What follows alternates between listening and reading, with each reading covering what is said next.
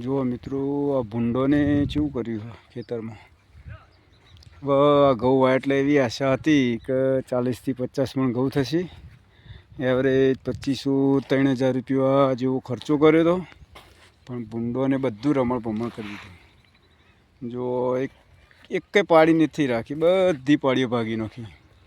હવે અમારા ખેડૂતનું કઈ રીતના એવરેજ બે, અને અત્યારે હાલ બજારમાં 500 રૂપિયા ઘઉંનો ભાવ હોય કે બહુ વધારે છે ભાઈ. એમનો 800 રૂપિયા ઘઉં નહીં પોહે. હવે જો આટલું બધું અમારા ખેતીમાં નુકસાન કરતો હોય ભૂંડ રોજળો નહીં, આ ભૂંડને બધો પાડી ભાજી નાખે, કશું રાખ્યું નહીં. હજુ જો આ એક પાડી ભાગી નાખી. હવે ફરીથી આ ડબલ મજૂરી કરવાની ને એક બે કશું જ રાખ્યું નહીં.